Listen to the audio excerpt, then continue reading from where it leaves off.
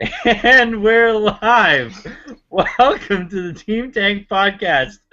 We just had some incredible suspenses. Matt could not hold himself back from making that last point off the air. To be honest, we were all just so excited to finish off this season. We just couldn't stop talking. Ever since the game's been going, we've just been talking back and forth. I am Anthony Irwin. I am back. This will be my last Verizon show. I have ixnayed Verizon. Time Warner is coming in. They said they're going to quintuple my Mbps or something like that. All I know is, wow, Verizon, way to drop the ball. Did you really just say Mbps? Like, do you not? Yeah, like megabytes per second. Okay, yeah. All right. You made it sound like you had no idea what that meant. So. Like you were just reading it off of a piece of paper. Mbps, whatever those are. I guess I should scratch out this Mbps. I'm glad you guys clarified that for me. Joining us tonight, we have Gary, Harrison, and Matt.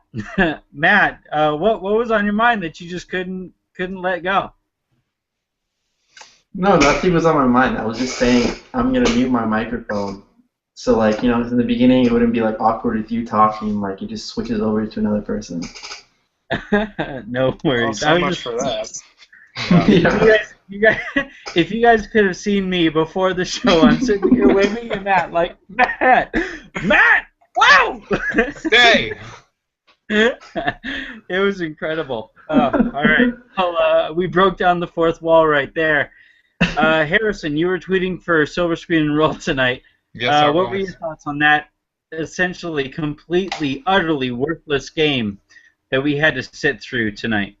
I mean, that was like, we've seen some bad basketball this year, but that was a rec league game.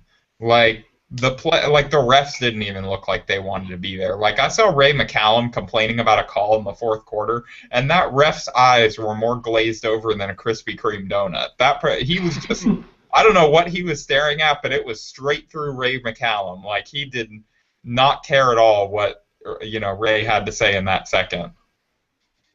It was funny watching the telecast because it was like poor Stu and Billy had to find like literally everything they could talk about off camera for the entire game. So, what are your thoughts on the Major League Baseball so far, Stu? What? We also have Gary, who fended off his steroid-aided geese. We were talking before we came on the air about his steroid-aided World Series championship. So which had more steroids, the geese or your Diamondbacks in 2001? Oh, easily the geese. You haven't seen these things here, man. They're out of control. Good stuff. So we're gonna jump right into this thing. We're gonna go. We have one of our favorite games here is summing up different games or whatever with songs. We're going to sum up our entire season, this entire godforsaken Lakers season, with a single song. Gary has actually figured out a song. It may or may not be the same song that Harrison figured out, and Matt has one as well. So, Gary, go ahead and kick us off. Which song would you say summed up this Lakers season? Well, my song doesn't really describe the season. It's just kind of like the mindset right now. And you guys might laugh at this, but the song is Shake It Off by Taylor Swift.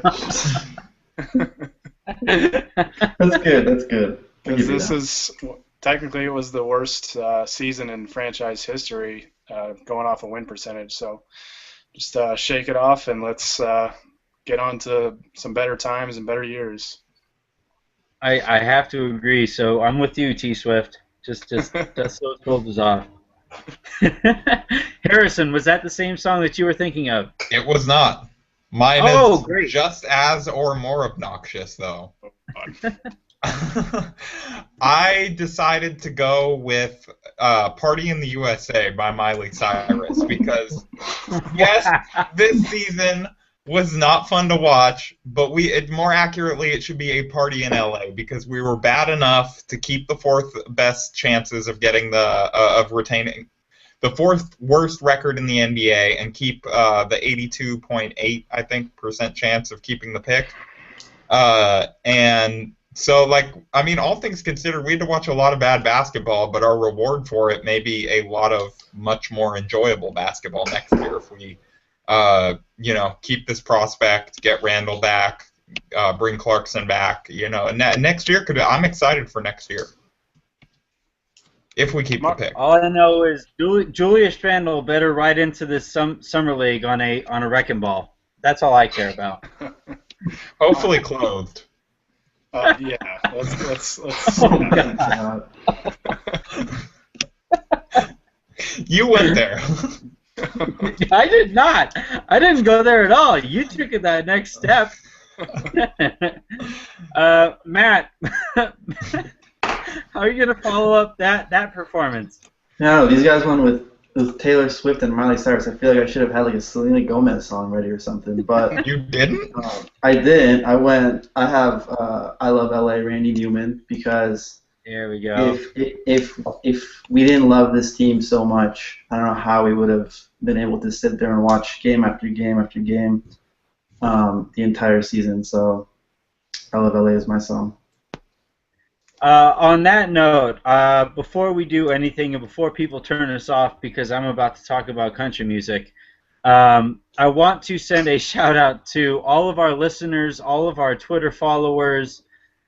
You guys were incredible this year. Paulito sending us Photoshops, that Affabrain sending us salary cap summaries, and everybody replying and retweeting and favoriting my terrible puns. You guys, I said it on our Twitter feed. I was flabbergasted. I was also excited to use the word flabbergasted, but I was stunned at the amount of support you guys have shown us all season. So thank you guys so much. You guys have made this season not unbearable. My song also applies to your puns. Like, if we didn't love this team so much, I don't know how we would have been able to go all year with the puns that you had. That's a very fair point. That's a very fair point. I love LA and I love them puns. My song, I'm gonna go ahead and throw this thing on there. It's a. Geez, I have a fat face. I have.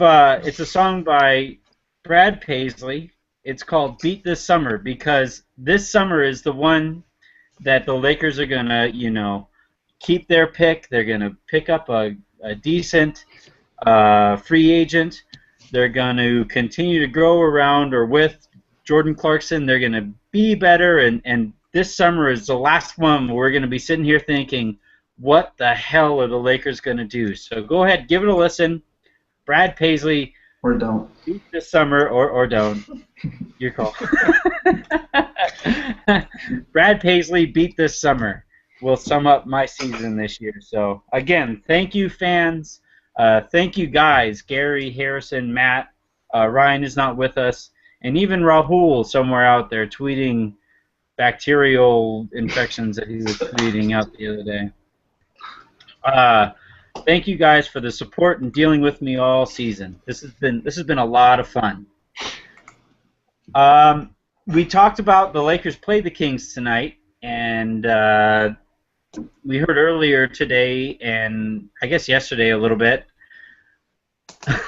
Gosh, I've been just tweeted by this guy, Ryan.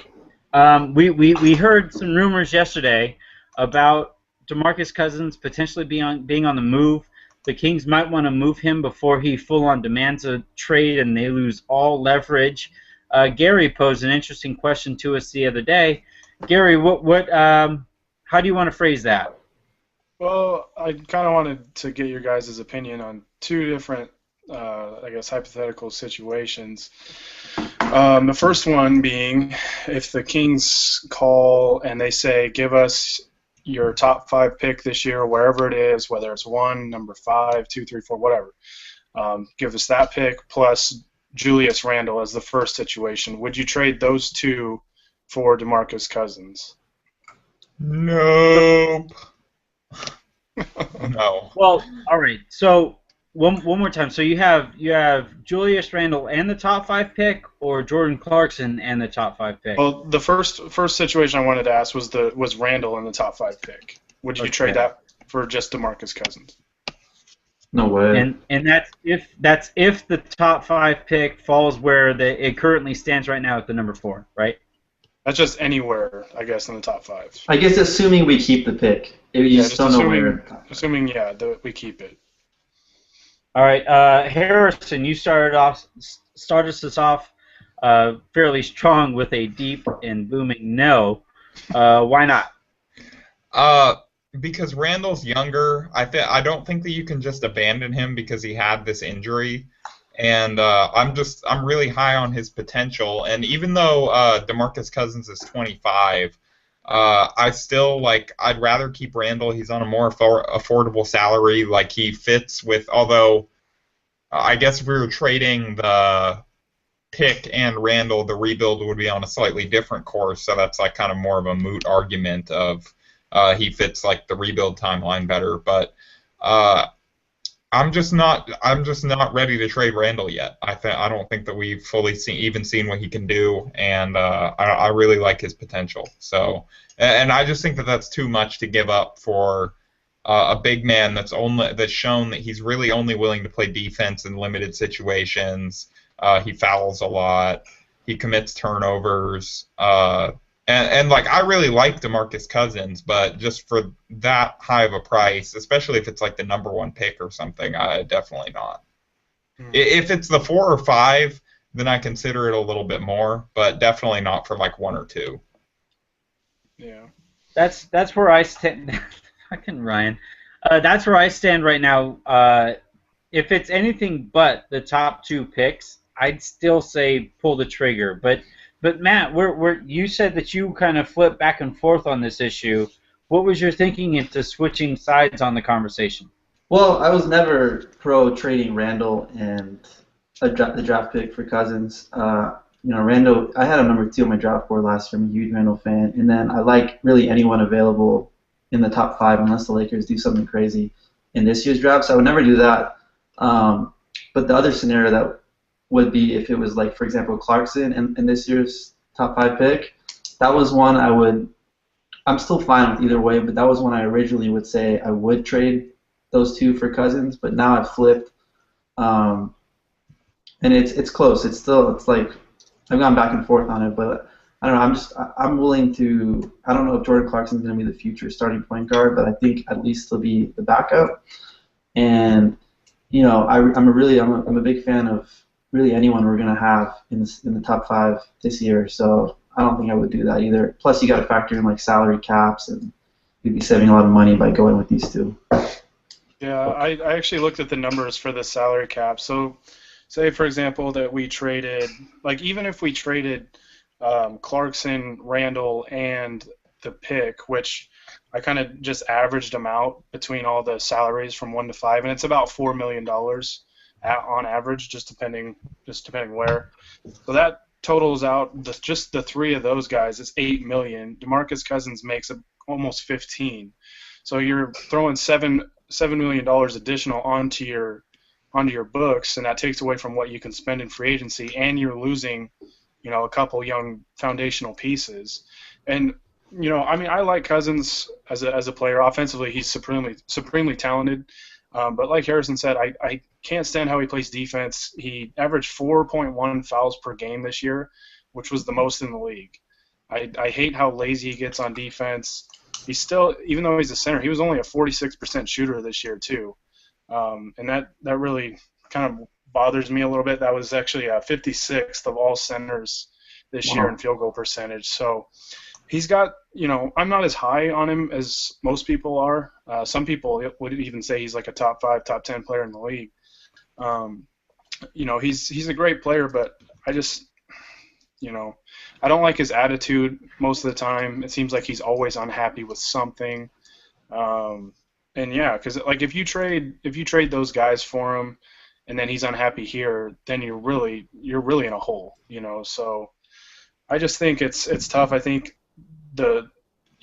having Clarkson, Randall, plus the pick, if we keep it, that's three really good young pieces to start building around. Plus, you have even more cap space to add to those guys. Gary, I do have one question. So, say the Lakers make one of these hypothetical trades and they acquire Cousins, they would not still have the cap space in that scenario to offer Rondo a max, right? I mean, it depends on the cap number. So, I mean, I don't know. I'd have to wait and see what that number is. Like I said, it would add if you just traded, I mean, say Clarkson and the pick, you're adding about $9 million more in salary cap space. So I think that would take a max off the table, which obviously is good if you're thinking about giving it to Rondo. But yeah, well, see, there's that's a plus.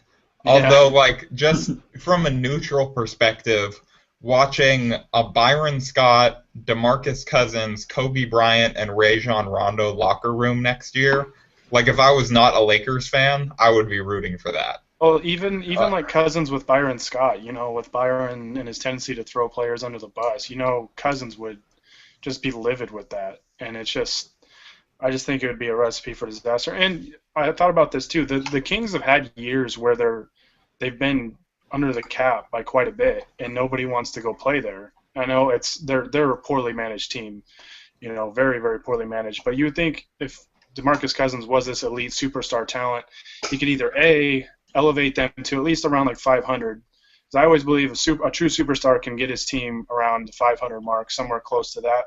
And he's never won more than 30 games in a season. And then B, his attitude could drive certain players away too. So, and there's a lot of factors that go into it. All right, my turn.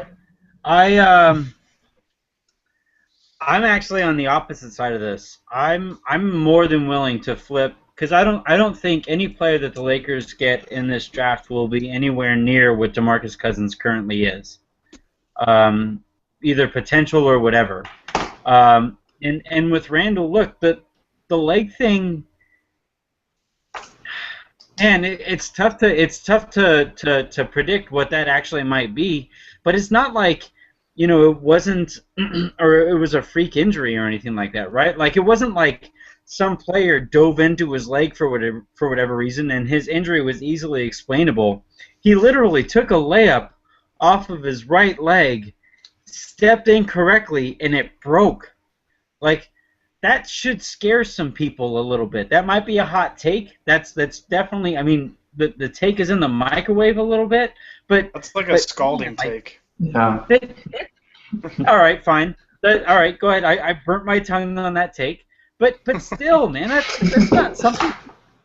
No, I see your point a little bit on that, because you're right. Like, it wasn't like like Patrick Beverly went and kicked him in the shin or something. It was it was completely inexplicable. He lost the fight with the floor. Take a step this way, and his leg broke. And the other thing too with I would say if I were to mathematically like calculate all this together, if the pick falls out of the top two, if the Lakers, all right, if the Lakers are fortunate enough to get that top two pick, then all right, that becomes something that all right, can Towns be better than Cousins? Can Okafor be better than Cousins? That's worth conversing about. But if it falls anywhere outside of there, like, oh man, Cousins is really good, and it's hard for me to hold all of his immaturity against him when he's playing for such a crap franchise, right? Like, you guys have to listen to me all the time, and you guys yell at me for my terrible puns. Him picking up a couple technical fouls is essentially the same thing, Well, I agree with you that I don't see the attitude thing as really an issue. I think that a lot of that is like circumstances that he's in right now, because you notice you didn't really hear that kind of stuff coming out of Kentucky where he was pretty happy. And I just think that a lot of it was he's just been like unhappy with a lot of the decisions that the Kings have made for whatever reason, and it's not like he's had a whole lot of stability there. They've been changing coaches on him like twice a season. And so I think he's a really good player. That's why I said that I would consider it more if it. I'd have to really think about it if it was for the 3, 4, or 5 pick. But for the 1 and 2, I just don't think that you can do that. I think you're giving up too much. Well, and consider this, and this is my last point before well, I mean, we're going to talk about Clarkson, I guess, in a second. Gary, you can lead the way there, but think about his 2 ownership groups, right? He had the Maloofs, whom the league was ready to kick out because they were running the franchise so poorly, right? And then he goes from that to this Vivek Ranadive guy, whose first inclination when he took over the Kings is, yeah, we're going to try playing defense 4-on-5 to start cherry picking. Like, I'm sorry, that's 2 terrible situations for a young player to try to be the face of. That has to get frustrating, man. If there was a night for them to try that, it would have been tonight. Well, and that's like something you try in the D League, like as an experiment. Right. And then you get roasted, and it doesn't work, and you figure that out. Yeah, it's just that's like what the D League is for. They fired Mike Malone in part because he called the owner an idiot for even thinking about doing that, right? Like that was part of the rumors that were swirling around that situation.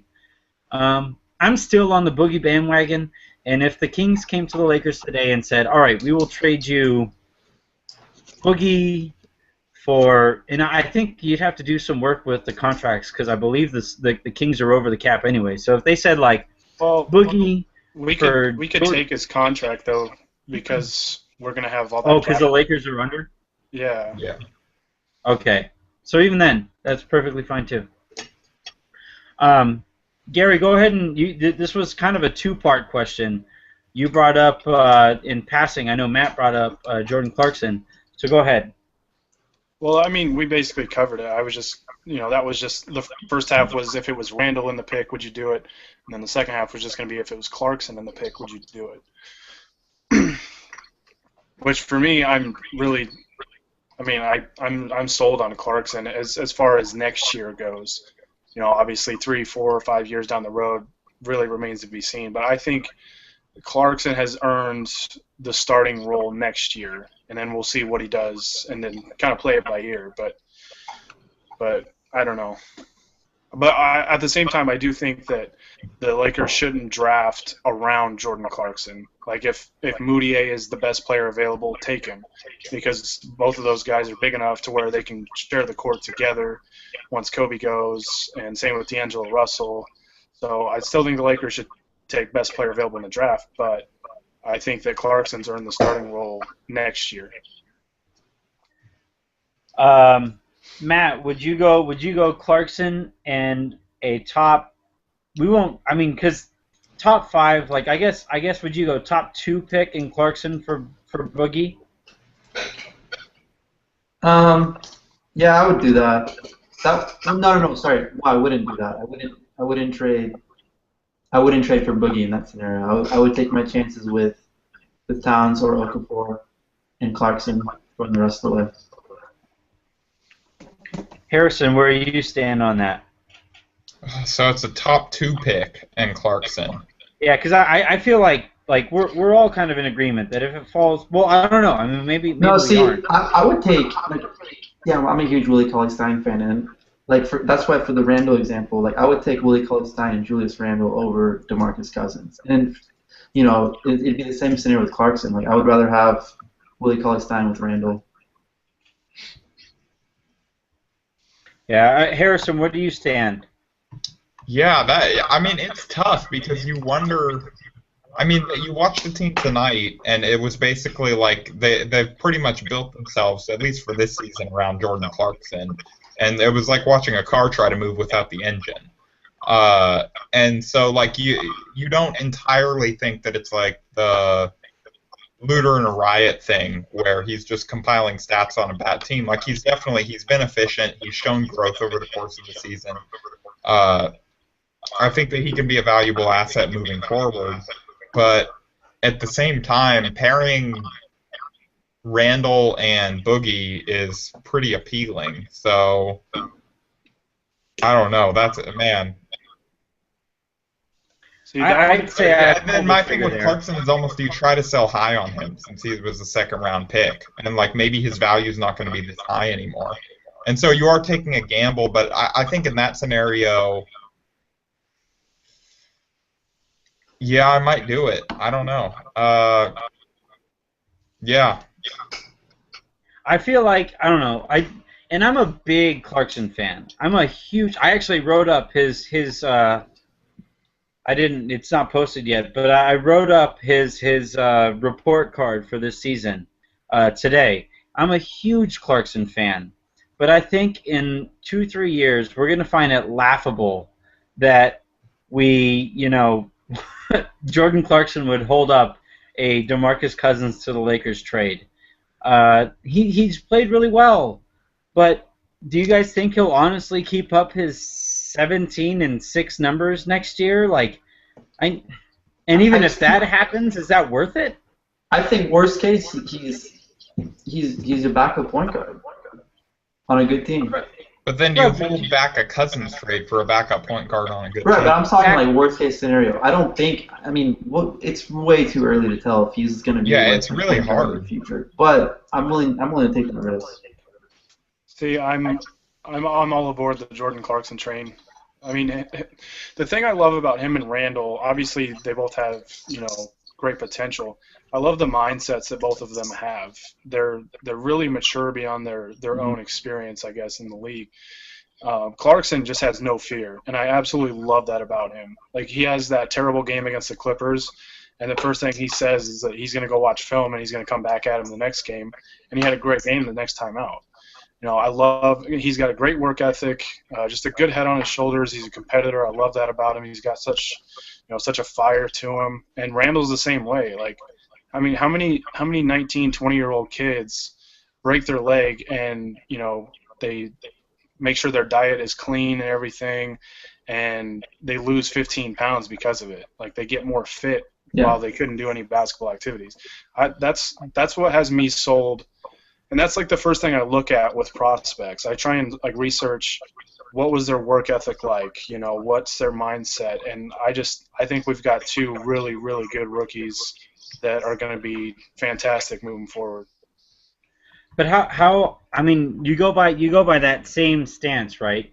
And there is, I mean, to my own points detriment, I could argue that DeMarcus Cousins these last couple of years was a looter and a riot, which, by the way, I don't really like that term.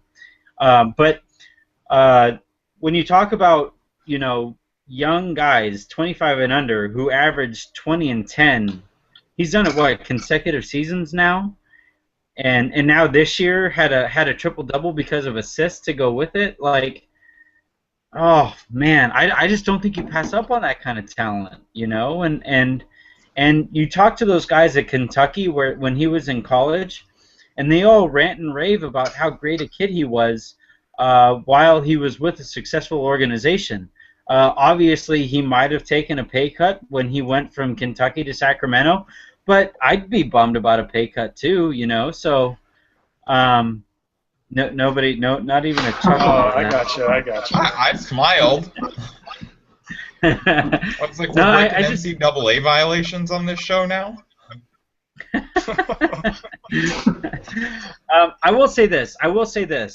After all of this conversation, it says something about the prospects that the Lakers are building with and the situation that the Lakers are in, that we're having a full-fledged, what are we going on, 15-minute conversation about whether or not to trade one of the most promising prospects or players in the NBA, and fans are considering maybe not trading for the guy because of the pieces they currently have. So for you Laker fans who just trudge through this NBA season, there is a light at the end of the road given the prospects the Lakers currently have. Would you guys agree with that?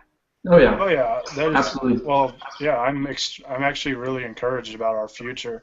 Like, obviously, we're still gonna have to be patient. It's gonna be a couple of years before I think we're in the playoffs or anything like that. But I do think you'll see progression year to year, and especially if we keep this pick. I think if we keep this pick, it really accelerates the rebuilding process, and yeah, we're gonna have a nice foundation, and I'm excited. Definitely, definitely. All right, so we're gonna segue from the Laker conversation and broaden our microscope out here. Well, microscope. You don't want to do microscope. You want to Verizon. broaden our vision out here to the rest of the NBA. Literally the opposite of of what I was thinking about doing. We're going to talk about our season-ending awards that we have. We're going to start. You want to start with the big one, or you want to start with the smaller ones and finish off with the MVPs? What do you guys think? Start small. Start small. All right. So the most improved player of the year, in your guys' opinion, Matt, we'll start with you. Who do you got? I went with Jimmy Butler. I think he's propelled himself to the next step. You know, he was solid last year, but I think this year he went up. He got a huge jump. All right, Harrison, who do you got? Most improved player. I got Hassan Whiteside. I know he's not like a big name candidate for this award, just because it's hard to judge how do you improve off of not playing at all or being out of the league. But I mean, at the same time, you do improve to be back in the league and be averaging 20 and 10 and swinging everybody's fantasy season. And basically saving Miami until Chris Bosh went down. I just think he came back and he was fantastic. I mean, he had a couple of those weird flare-ups where he was trying to fight people for no reason. But yeah, I got to go with Hassan. Gary, who do you got? Those are actually the two names that, off the top of my head, those are the first guys that I think of when it comes to that award. But I'd have to go with Jimmy Butler, just because he's more consistent. Hassan Whiteside had some ups and downs this year with his attitude or whatever, his anger, his temper, and Jimmy Butler is basically a borderline superstar at this point. I mean, he's just fantastic on both sides of the ball, and he's just going to continue to get better, and he's going to get himself a max contract this summer because of it. I like both of those choices. I'm actually going to go in a different direction. You guys might eventually pick up a trend with my picks here, but I'm going to go with Klay Thompson for my most improved player. I mean, remember at the beginning of the season when everybody was kind of sort of killing the Warriors for not trading him for Kevin Love? I mean, if the Warriors called, or the Cavaliers called the Warriors right now and said, hey, we'll offer you Kevin Love for Klay Thompson, how do you think that call goes? The dude had 37 points in a quarter this year. He, is the second best player, I would say, on the best team in the NBA, especially given where he was last year. That's my vote right now. I don't think he's a very popular vote either. I just think because he was solid last year. Obviously, he elevated himself this year too, but he's a solid candidate. Yeah. I think a lot of the case against him is just when you get that much of a coaching upgrade, how much of it is just he's being used better than he's improved. He's definitely improved, but how much is his own improvement and how much is just using an actual NBA offense. And that's absolutely fair, and that's where you guys will probably pick up on the trend that I have and take issue with the way I go with these votes. What do we want to do next? Defensive Player of the Year? Or Coach of the Year? Yeah, all right, we'll do Coach of the Year. I'll go ahead, Harrison. To your point, I'll say Steve Kerr was this year's Coach of the Year. I mean, the Warriors from start to finish basically were the best team in the NBA. And at no point last year, I don't think we were really saying that about the Warriors. And I don't know. I just take issue with how much expectations have that affect these awards. And Kerr took a good team and made them one of the best regular season teams of all time. He deserves credit for that. What do you think, Gary? Yeah, I mean, that's a great point because remember, two years in a row they were a 6 seed, and then Kerr in his first year makes him the best team in the league. So I to me it's like a coin flip between Steve Kerr and Mike Budenholzer. I love what he did with the Hawks this year. To me, like most of the year, they were just basically the Spurs of the East. You know, a different guy would step up and lead them like every night, pretty much. I guess they don't really have any true superstars, even though they had 4 All-Stars this year or something like that. But yeah, I just love how their success is by committee. You know, you never know who's going to step up and beat you. They just play good team basketball, and I love watching them play. And they just found a recipe for success. And I don't think anybody expected them to be this good. You know, they were an 8 seed last year with a losing record. I know Al Horford was hurt a little bit, but, you know, to make that kind of leap says a lot about Mike Budenholzer and his coaching ability. Harrison, who do you got? I got Byron Scott.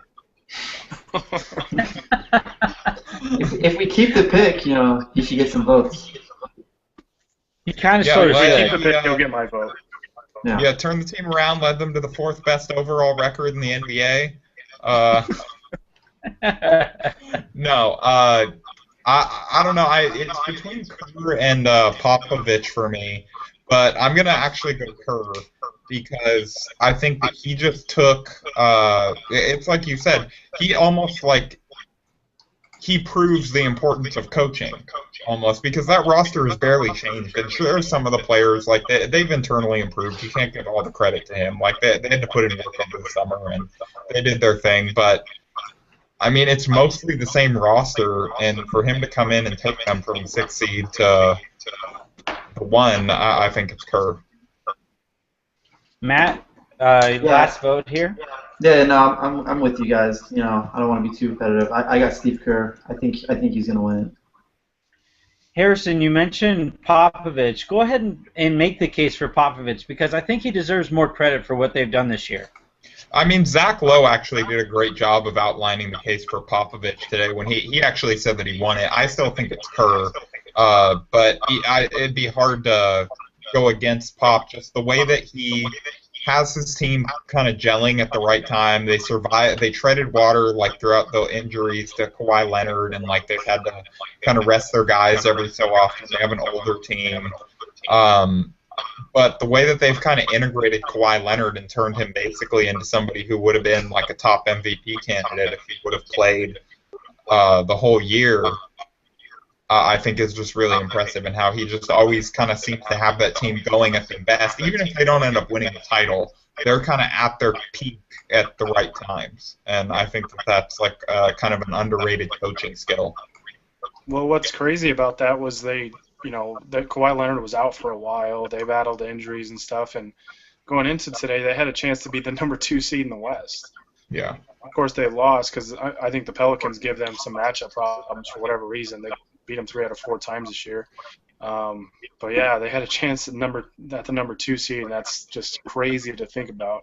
Of course, they fell all the way to the 6th seed because of the West is what it is, but. Yeah, I mean, he did a great job, but I'd still give the nod to either Kerr or Budenholzer over him.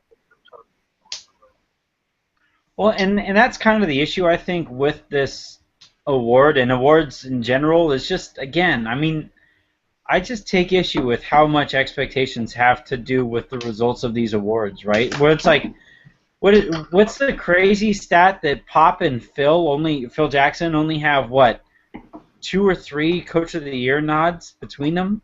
Yeah. I think that's a failure on the awards part, isn't it? Yeah. It's like you expect it. It's like they just expect them to do. I think the writers just get bored and they it's kind of their job to craft the narrative, and so it's more fun if it's an underdog or if it's if it's a good story versus like who's the actual winner. Yeah. All right. I mean that's. I actually like. If I could give co-coaches of the year, I'd split it between Kerr and Pop. That'd be my vote. Just give it to Kerr. Name it after Pop next year. Yeah. All right. No, because why did Pop get it? It should be named after Phil. All right. So the Phil Popovich Award for Coach of the Year. That would be the most awkward press conference to announce that, trying to get those two guys to sit together and That'd be phenomenal. That'd they'd be just be great. tweaking each other the whole time with every answered question. By the end of the press conference, one would look over at the other and be like, "Your beard is stupid." Damn it. Just get old man throwdown. Phenomenal. All right, so we got most improved player, coach of the year, defensive player of the year, which has drawn a lot more conversation, I think, this year than in past years. That I can realize. Matt, or no, we'll start Harrison. Harrison, who's your defensive player of the year? That's tough. I really I want to say Draymond Green because he's done it the whole year, but it's Kawhi. I just think he's the best defender in the league right now. And I think that even though he's missed however many number of games, I'd just rather give it to him because he's the best. And it's not like he missed half the games. So yeah, I'm gonna go a little bit contrarian and go with Kawhi Leonard. All right, Matt, who do you got for coach or for defensive player of the year? Yeah, I got Draymond Green, but if Anthony Davis doesn't get hurt, I would just pick him. I think he's the best defender in the league. But he missed 15 games, so I guess you gotta kind of knock him for that. And Draymond was there all year, and Draymond's a spectacular defender. I think he's gonna win this award, but yeah, Kawhi I think Leonard's he's gonna win it too. Kawhi Leonard is getting some last second praise. Gary, who's your vote? I mean, really, I think it comes down to both of those guys. A player that nobody really mentions with this award, I think, is Anthony Davis, who he can guard so many positions, and he actually led the league in blocks per game this year with 2.9. Now, I think it's going to come down to Kawhi Leonard or Draymond Green, which I'd give the nod to Draymond Green just because he was there all year, and he's so versatile as a defender. He can guard fours, some fives, threes. I mean, he can guard so many positions. Kawhi's great too, but I'd have to give the slight edge to Draymond because he was there all year and just performed all year long.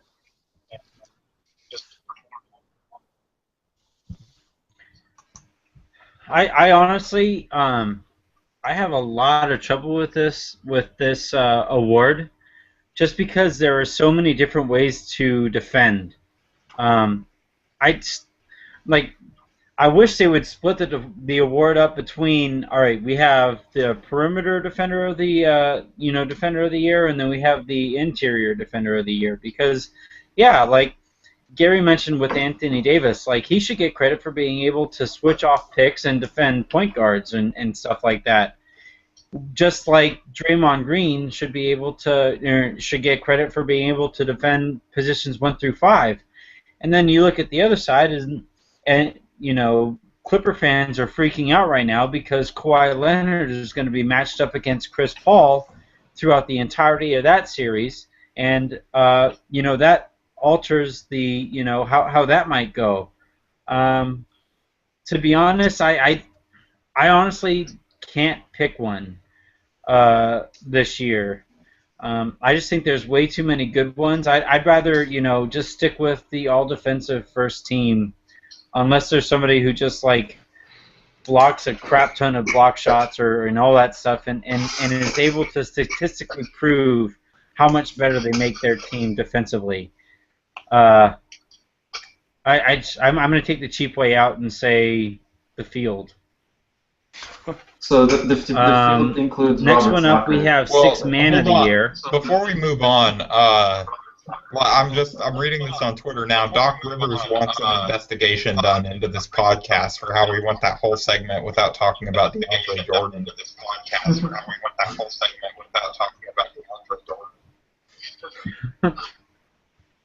Well, we're not counting rebounding, so. Yeah.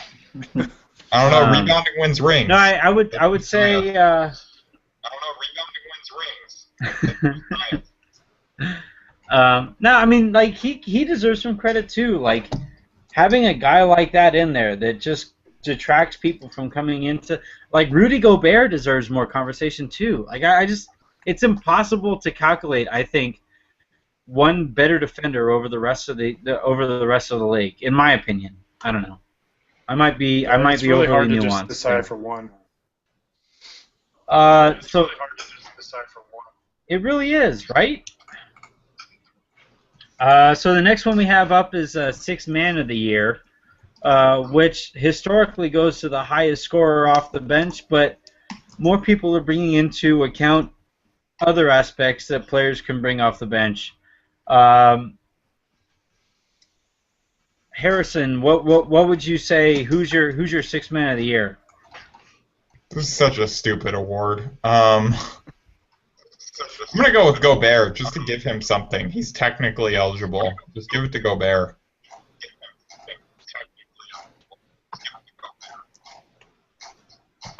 I like it. I like it. Matt, who do you got? Um, this is a tough one. I don't know. I'll go with Isaiah Thomas.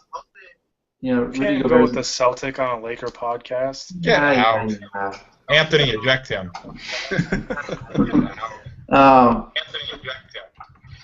I don't know. I mean, there's a lot of guys you can go with like Lou Williams and Rudy Gobert, but I think I would go with Isaiah Thomas out of everyone because of how well he played when he was on the Suns. Yeah, and then he went to Siberia, I think, after that. They were so bad we'll when give he you the was. benefit of the doubt.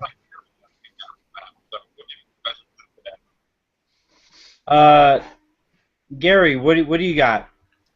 Well, I'll go with somebody different, and I'll say Lou Williams for Toronto. I saw a stat the other day. I think it was like 17 or 18 games that he's led the team in scoring, while coming off the bench. He's been a big spark for them. I mean, without him, they started out so great, and then they just kind of played 500 basketball almost the rest of the way, it seemed like. So without him, I don't know what or how bad they would have fallen off. But I thought he played great basketball this year. I think he was coming off of an injury, or maybe that was 2 years ago. So it was good to see him, back and playing good ball. And yeah, so that's who I vote for. I think he's gonna win too.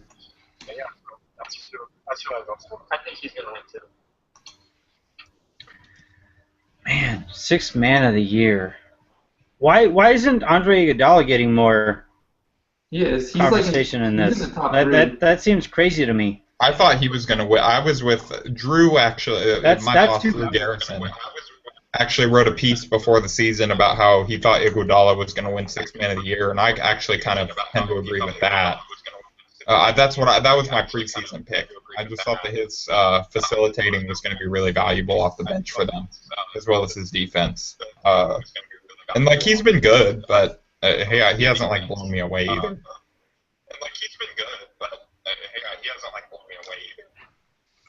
Is it possible for a sixth man to blow you away? Like, does that actually happen? I mean, Lamar Odom's one of my favorite players ever, so I'm going to go with yeah. And he was really good at he won too. Actually, like as I was asking that question, I was like, "Frick, Lamar Odom like kicked ass that year as a sixth man." Yeah. No, I'd say Andre Iguodala is my sixth man of the year, but again, like I just think Golden State deserves a lot of credit for being one of the better regular season teams of all time, in my opinion. They were the top offensive and defensive team in the league this year for most of the year. I guess the Clippers passed them up in efficiency offensively right there at the end. But I also believe they're like the first team in either ever or in a really long time to lead the league in pace while also being the league's best defensive team. Like they just, in my opinion, deserve a lot of credit for being really effing good. No, I agree.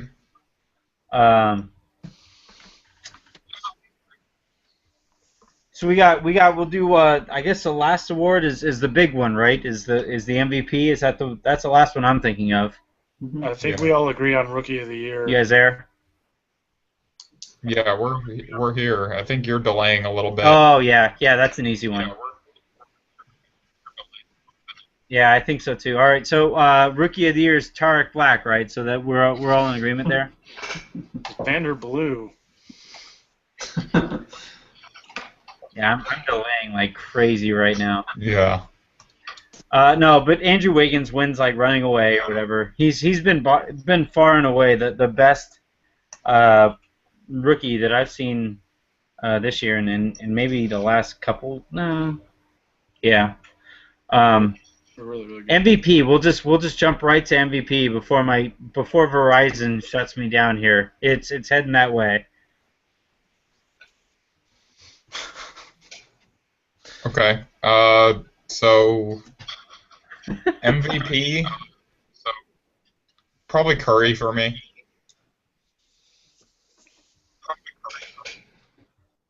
Curry wins MVP.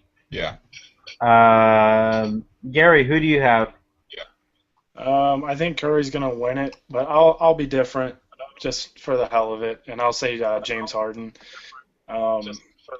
They didn't have a great record against the other West playoff teams this year, but going into the season, myself included, I thought the Rockets were destined to be like a 6, 7, or 8 seed because they lost, Chandler Parsons, Omer Ashik, and Jeremy Lin, and then they only got Trevor Ariza really in return. So you think they take a step back, but he just played fantastic basketball all year long. I don't really enjoy watching him play because it's a free throw parade, but he carried that team all year through a ton of injuries and got them the second seed in the Western Conference. So to me, that was extremely impressive.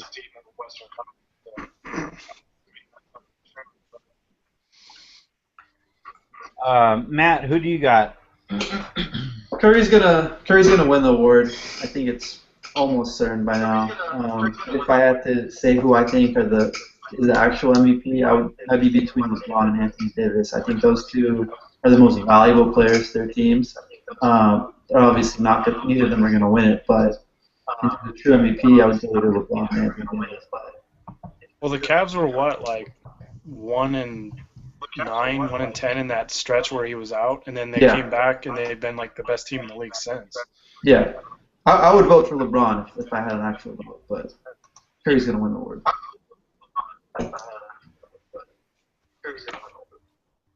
But I do think Anthony Davis should be consideration. And again, I had mentioned earlier about. I think Anthony Davis should be a consideration. I totally agree. But what I was going to say about LeBron is that every single year we go in with a certain level of expectations, and Golden State exceeded those expectations, and Harden without Dwight Howard exceeded expectations, and Cleveland, you're looking at a team with Kyrie Irving, Kevin Love, and LeBron James. You're like, all right, they're going to be juggernauts or whatever, and they didn't meet expectations, and somehow now LeBron James suffers accordingly. Right. My vote would actually go to Anthony Davis. Just because, what's his PER? Like, his PER is something crazy, right? 31. I think he hit 30. Yeah, I think it was one of the best of all time. And yeah, like he's up there with Michael. He's up there with Shaq. He's up there with the greatest seasons that any player in the history of the NBA has ever had. Like, he deserves it, in my opinion. He drugged that crappy team with their even worse coach to the playoffs with one of the greatest statistical seasons in the history of the NBA. I'm not sure how else to define value than by doing that. He also helped me win my fantasy basketball season for the second year running. So I won't go too far into that, but he deserves a lot of credit for the great things he's done this year. Unfortunately, Doc Rivers. No, I was gonna say, unfortunately, it's not to the point where it's like best player on best team.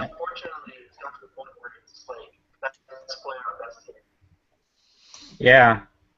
Well, it was like that season that Kobe averaged 35 and Yeah. Nash won, you know. And I mean Nash won because he was white, but I mean it's just expectations, I guess. Um, so I guess we my computer is on such an incredible delay that the last thing I saw after I said that was Harrison's face going like this. All right, so I'm gonna go ahead and shut her down right now before my computer and it's not my computer. It's not your fault, baby. It's Verizon. I have Time Warner coming out in a couple days. Verizon, I cannot wait to be done with you. And I don't care if you offer me, no, you could offer me $1 million and I'd still sponsor you. But still, I hate you so effing much, Verizon. You're the worst. Again, I mentioned it at the beginning of the podcast. I don't want to, and I want to mention it again right now. And I'll let you guys give your parting thoughts on this Lakers season. But I want to thank you guys personally, Gary, Harrison, Matt, Ryan out there somewhere hanging with family right now. I want to thank you guys incredibly. I've been in this business. Jesus, I sound old saying that, but I've done this for a couple years now, and there are some incredible flakes out there. And I just want to say to you guys. Thank you guys. Thank you guys very much for not being incredible flakes, for showing up for all these podcasts. You guys have made this season a lot of fun, and I can't wait to keep this thing rolling next season and into the playoffs. I mentioned on our Twitter feed today we're going to run the Playoffs Outsiders podcast during the playoffs this year, so that'll be fun. But thank you, listeners. Thank you, guys. You guys are the best.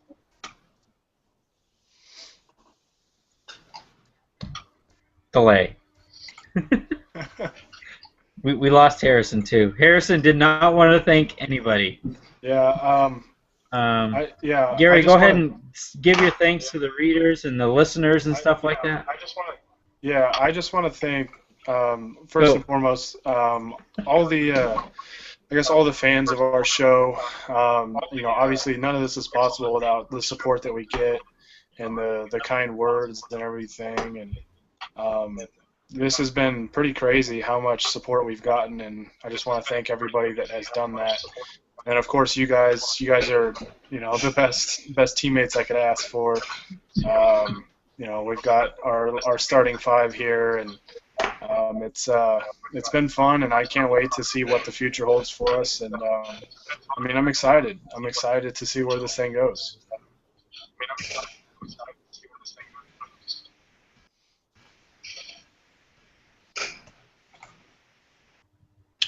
Harrison, you back? Yeah. Yes, I am. I didn't want to interrupt. Yeah, we're all just giving thanks to the listeners and to the readers out there. Special shout out to, again, Alpha Brain and Palito for your contributions throughout the year. Our guests were incredible this year. I was shocked to get the guests that we were able to get. Harrison, go ahead and give a couple shout outs to the guests that we were able to find this year. Justin Russo was he was okay, average at best. I give him a C.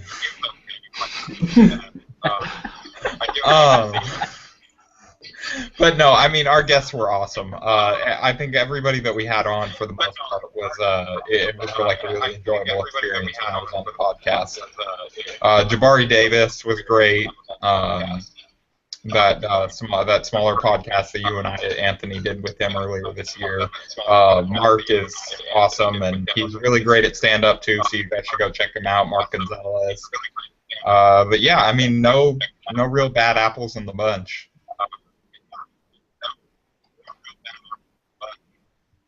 Yeah, we've done pretty well. And Matt, had you done anything like this before this season, or done any writing or anything before this season? Not NBA related. No, it was really fun. We came up with this idea, or Anthony came up with this idea in the middle of the season, and we really just, I think, started out doing it for fun, but then it became so popular that we kept going and going. So yeah, thanks to everyone who's watching. Thanks for everyone submitting questions. The guests were, as Harrison said, really awesome, and thanks to you guys also for creating a fun year, as fun as it could be, really.